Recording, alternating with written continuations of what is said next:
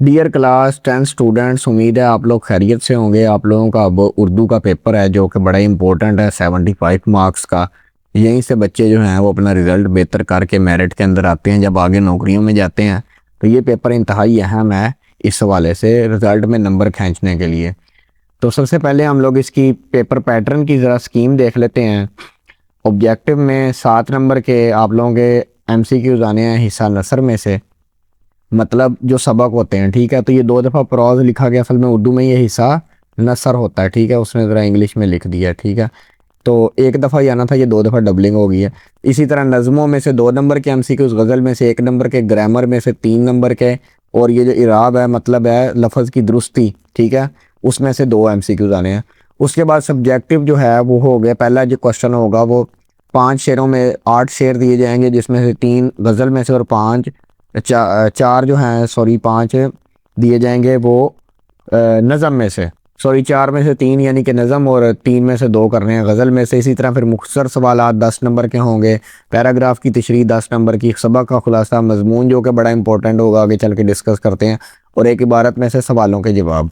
شروع کرتے ہیں۔ سب سے پہلے ہمارے پاس 7 MCQs ہوں گے جو حصہ نثر میں سے امپورٹنٹ والے، وہ دیکھ لیتے ہیں۔ 20 منٹ کا ٹائم ہوگا 15 MCQs کے لیے، ٹھیک ہے۔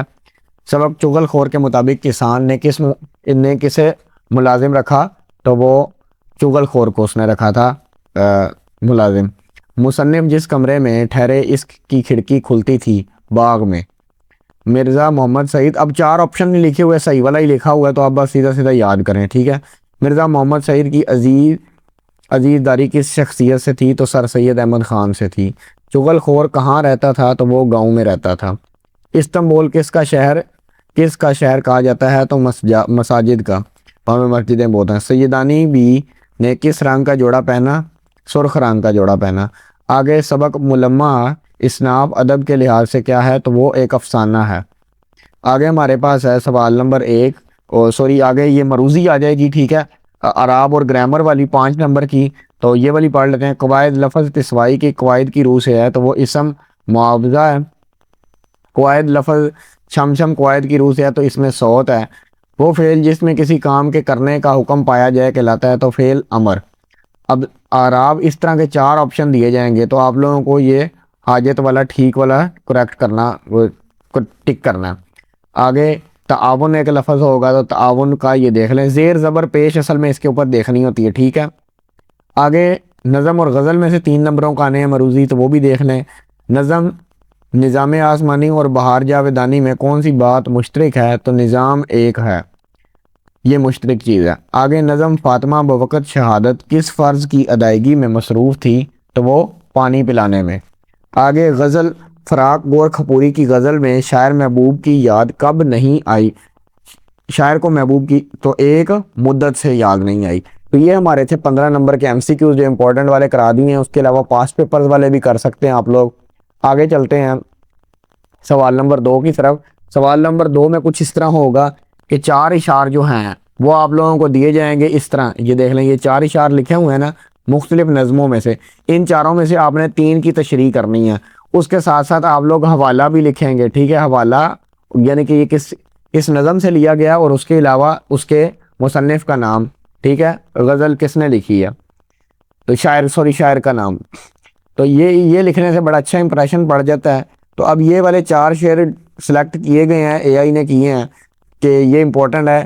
بشر کو فطرت اسلام پر پیدا کیا جس نے، محمد مصطفیٰ صلی اللہ علیہ وسلم کے نام پر شیدہ کیا جس نے، تو یہ والا ایک ہے۔ تو اس کا حوالہ یہ نعت ہے اور احسان دانش نے لکھی ہے۔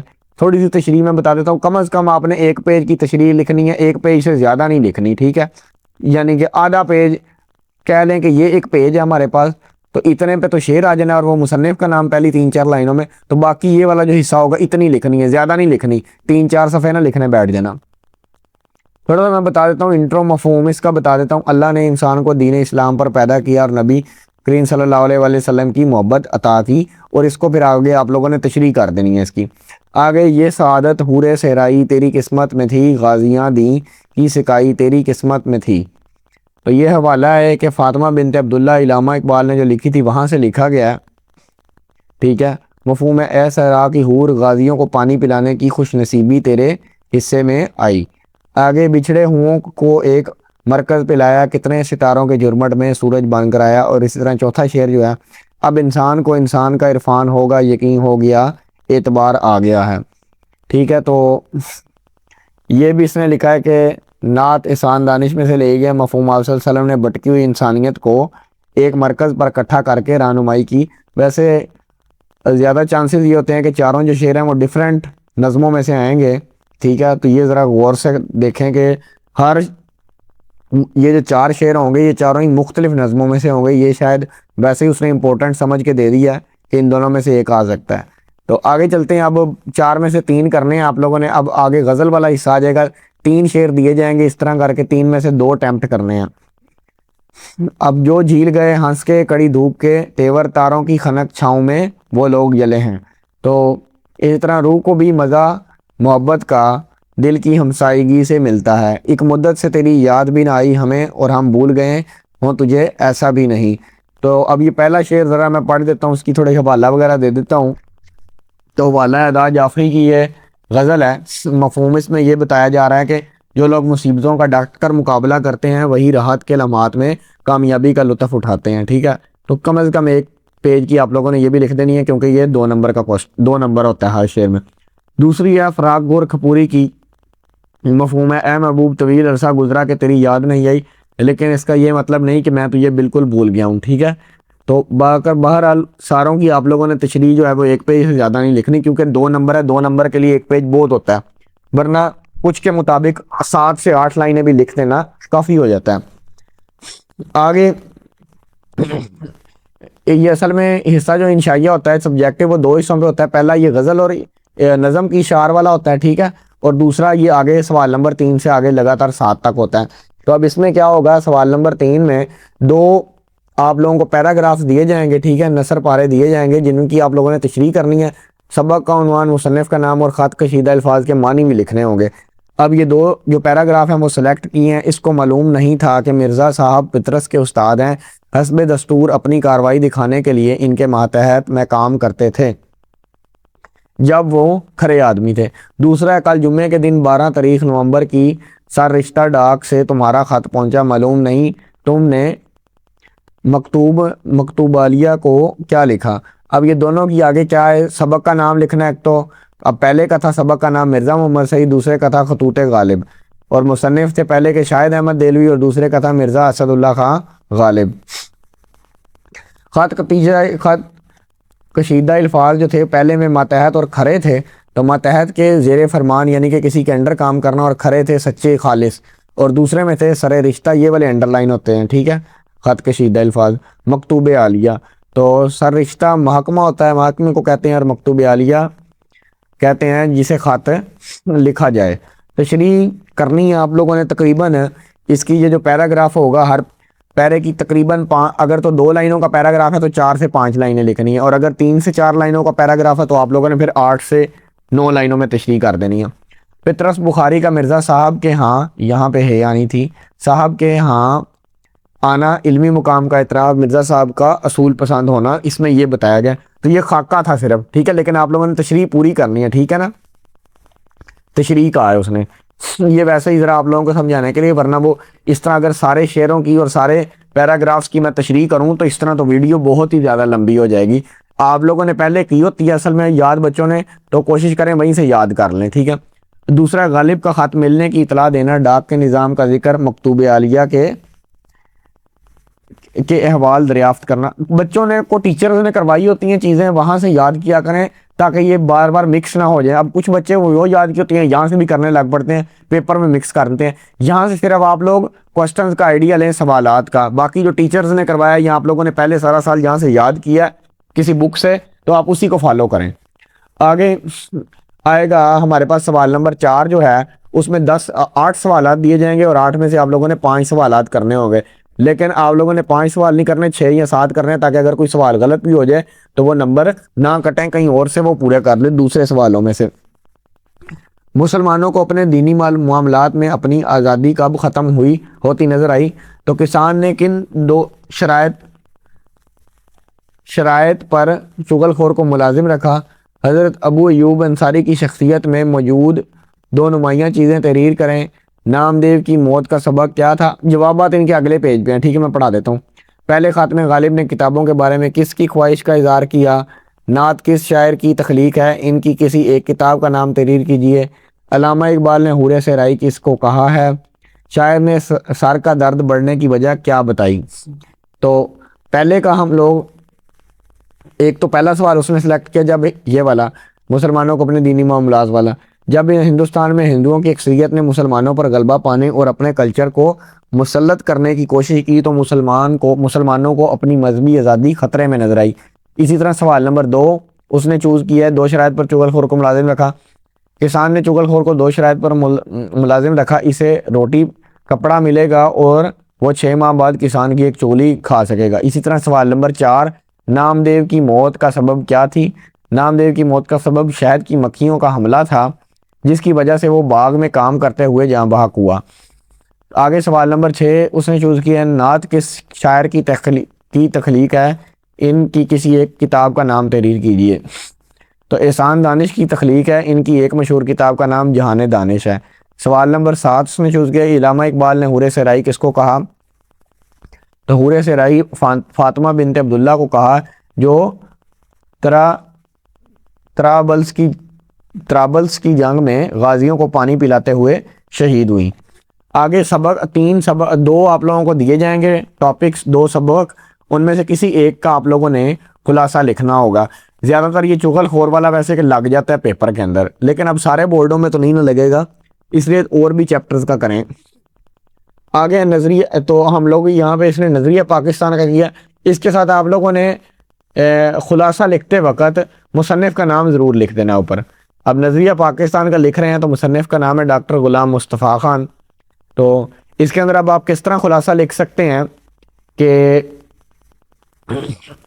یہاں سے اسلامی کچھ سرخیاں دے سکتے ہیں، کچھ نہیں بھی دے سکتے، جس طرح آپ لکھنا چاہیں کہ اسلامی اقدار کا تحفظ، مسلمانوں کا مقصد ایک فلاحی ریاست کا قیام جہاں اسلامی اصولوں مساوات پر عمل ہو، اس طرح کا کچھ اس کے بارے میں 4-5 لائنیں لکھ سکتے ہیں۔ آگے ہندو مسلم تصادم، انگریزوں اور ہندوؤں کی اب مشترکہ سازشوں کا مقابلہ ہندی اردو تنازعہ اور مسلمانوں کی علیحدہ شناخت کا احساس، اردو ہندی تنازعہ کے بارے میں لکھ سکتے ہیں، کلچر کے بارے میں لکھ سکتے ہیں، ساخت وغیرہ کیا تھی دونوں کا رہن سہن۔ آگے 2 قومی نظریہ، سر سید احمد خان، علامہ اقبال اور قائد اعظم کی قیادت میں مسلمانوں کا ایک الگ قوم ہونے کا دعویٰ، اس کے بارے میں 4-5 لائنیں لکھ سکتے ہیں۔ آگے قیام پاکستان ہے، قرارداد پاکستان 1940 کی منظوری اور بے پناہ قربانیوں کے بعد 1947 میں پاکستان کا معرض وجود میں آنا، اس کے بارے میں 4-5 لائنیں لکھ کے تو کم از کم آپ لوگوں نے 1.5 صفحے کا کیا لکھنا ہے؟ خلاصہ لکھنا ہے، ٹھیک ہے، کم از کم، کیونکہ 5 نمبر کا سوال ہے۔ آگے یہ والا سوال بڑا امپورٹنٹ ہے، مضمون والا 15 نمبر کا مضمون آئے گا۔ 3 ٹاپکس آپ لوگوں کو دیے جائیں گے، 3 میں سے کسی ایک پر آپ لوگوں نے لکھنا ہے۔ تو بعض دفعہ پیپر میں بچوں کے ساتھ یہ ہوتا ہے کہ ٹائم ختم ہو رہا ہوتا ہے تو وہ کیا کرتے ہیں، یہ سوال نمبر 6 چھوڑ دیتے ہیں۔ تو میری ایک بات دھیان سے ذہن نشین کر لیں کہ اگر ٹائم ختم ہو رہا ہے اور آپ کا کوئی اور سوال، فرض کریں یہ 7واں رہ رہا ہے، ٹھیک ہے، آپ لوگوں نے 7واں رہنے دینا، آپ لوگوں نے پہلے یہ والا کرنا ہے، کم از کم آپ لوگوں نے 2 صفحے جلدی کسی طرح گندے مندے لکھ کے آنے ہیں اگر ٹائم ختم ہو رہا ہو۔ نہیں تو کوشش کریں اردو کے پیپر میں جیسے ہی شیٹ ملے لکھنا سٹارٹ کر دیں، بہت لمبا پیپر ہوتا ہے۔ تو اب علامہ قائد اعظم والا انہوں نے مضمون چوز کیا، ہم لوگ لکھتے ہیں، تو اس کے بارے میں آپ لوگ کیا کیا لکھ سکتے ہیں؟ شخصیت اور کارنامے کے بارے میں سب سے پہلے یہاں سے شروع کریں، ولادت لکھیں، 25 دسمبر 1876 کراچی میں پیدا ہوئے، ابتدائی تعلیم اور اعلیٰ تعلیم کے لیے ابتدائی تعلیم کہاں سے حاصل کی؟ کراچی سے حاصل کی وغیرہ وغیرہ۔ اس کے علاوہ اعلیٰ تعلیم کے لیے انگلستان کا سفر کیا، اسی طرح لا کی جو تعلیم تھی، وکالت کی، وہ قائد اعظم اور گاندھی نے مل کر ساؤتھ افریقہ سے حاصل کی، ٹھیک ہے، وہاں پہ ملاقات بھی ہوئی ان کی، اپنے ملک کے لیے انہوں نے بہتری کا سوچا، ٹھیک ہے۔ آگے دیانت دار اور باہمت، نڈر اور مستقل مزاج تھے، ٹھیک ہے، کوٹیشن تھی، قائد اعظم ہمیشہ سے ایماندار اور باہمت انسان تھے، ٹھیک ہے، یہ سرخیوں میں کومے لگا کے لکھ سکتے ہیں، یا اس کے علاوہ یہ بھی لکھ سکتے ہیں قائد اعظم نے کہا کہ دنیا میں ایسی کوئی طاقت نہیں جو پاکستان کو ختم کر سکے، ٹھیک ہے۔ اس کے علاوہ کانگریس میں شمولیت، مسلم لیگ میں شمولیت 1913 میں کی گئی، اور ہندو مسلم اتحاد کے سفیر سے 2 قومی نظریے کے حامی تک کا سفر تھا۔ اس کے علاوہ سفیر امن کا خطاب ملا، ٹھیک ہے، یہ والی چیزیں ایڈ کر کے کم از کم ویسے آپ لوگوں نے 5 سائیڈیں اگر لکھ سکیں نا پیپر میں تو لکھنی چاہیے آپ کو، لیکن اگر ٹائم کم ہو تو 3 پہ بھی گزارا ہو سکتا ہے، 3 پیجز پہ، ٹھیک ہے، لیکن کسی طرح پورا کر کے آنا ہے پیپر۔ آگے 14 اگست 1947 پاکستان کا قیام بطور پہلے گورنر جنرل خدمات اور وفات 11 ستمبر 1948۔ اس کے علاوہ پھر یہ والا شعر لکھ سکتے ہیں، ہزاروں سال نرگس اپنی بے نوری پہ روتی ہے، بڑی مشکل سے ہوتا ہے چمن میں دیدہ ور پیدا، ٹھیک ہے۔ تو اس طرح کر کے لکھ کے آئے۔ بہرحال کچھ بچے بڑے غلطی کرتے ہیں، غلطی یہ کرتے ہیں کہ وہ کہتے ہیں ہم نے نا اتنا پیپر کر لیا کہ ہم پاس ہو جائیں گے، ٹھیک ہے، اور باقی پیپر چھوڑ آتے ہیں کہ بس ہمارے اب 30-35 نمبر آ جائیں گے۔ لیکن بیٹا آپ لوگوں کو آگے زندگی میں یہ ڈگری بہت کام آتی ہے، نمبر بڑے میٹر کرتے ہیں، صرف 30-35 نمبر لے کے پاس نہ ہوں، جتنے زیادہ نمبر لے سکتے ہیں اتنے زیادہ نمبر لیں۔ آگے سوال نمبر 7 میں آپ لوگوں کو ایک عبارت دی جائے گی اور اس کے بعد 5 سوالات دیے جائیں گے جن کے جواب آپ لوگوں نے لکھنے ہیں۔ اگلی سلائیڈ پہ سوالات ان کے جواب ہیں، ٹھیک ہے، تو پہلے یہ پڑھ لیتے ہیں۔ نواب سراج الدولہ اور ٹیپو سلطان نے ایک مرتبہ استقصالی طاقت کو مزہ چکھا ہی دیا۔ ٹیپو سلطان نے مظلوم عوام کی تاریخ و ثقافت کے بھرے ہوئے محل کھنڈر کر دیے، لوگوں کو تباہ برباد کر دیا، ملک کا نقشہ پلٹ دیا۔ 1857 کی جنگ آزادی میں علمبرداروں کے بے پناہ نقصان ہوا۔ اب یہاں سے سوالوں کے جواب دینے ہیں۔ سراج الدولہ اور ٹیپو سلطان کے بارے میں ایک مختصر پیراگراف لکھیے، یعنی کہ 2-3 لائنیں۔ نواب سراج الدولہ بنگال کا جبکہ ٹیپو سلطان میسور کا حکمران تھے، یہ دونوں آزادی کے اور انگریزوں کی غلامی قبول کرنے کو تیار نہ تھے، ٹھیک ہے۔ تو آگے چلتے ہیں۔ 1857 کی آزادی میں علمبرداروں کا کیا نقصان ہوا؟ تو جنگ آزادی میں مسلمانوں کا بہت زیادہ نقصان ہوا، جانی و مالی نقصان ہوا، لوگوں کے گھر بار لٹ گئے اور تاریخ و تمدن کے محلات کھنڈر بن گئے۔ آگے علامہ اقبال مرحوم کے خواب سے کیا مراد ہے؟ علامہ اقبال کے خواب سے مراد جن علاقوں میں مسلمانوں کی کثرت ہے وہاں ایک آزاد اور خود مختار اسلامی ریاست کا قیام ہے۔ اصل میں یہ اس نے سوالات اب نا اس کے اندر سے نہیں بنائے، اپنے سے ہی بنا دیے ہیں کوئی، لیکن یہ جو اس کے سوال جواب ہوں گے وہ ہمیشہ اس کے اندر سے ہی ہوں گے، جواب بھی اندر دیے جائیں گے۔ یہ پیرا انکمپلیٹ دیا گیا ہے، ٹھیک ہے۔ آگے سرد جنگ کسے کہتے ہیں؟ وہ جو ہتھیاروں کے بجائے سیاسی، سفارتی اور نظریاتی محاذ پر لڑی جائے۔ آگے تہذیب و ثقافت سے آپ کیا مراد کرتے ہیں؟ تو تہذیب و ثقافت سے مراد کسی قوم کے رہن سہن، رسم و رواج، عقائد اور طرز زندگی کا مجموعہ۔ بہرحال یہ جو سوالات ہیں یہ پیرے کے اندر سے ہوتے ہیں، لیکن اس نے پیرے کے اندر سے نہیں لکھے، تو گھبرانے والی بات نہیں ہے، پیپر میں اس کے اندر سے ہی آئیں گے۔ تو ملتے ہیں اگلے پیپر کی ویڈیو میں، اپنا بہت سارا خیال رکھیں۔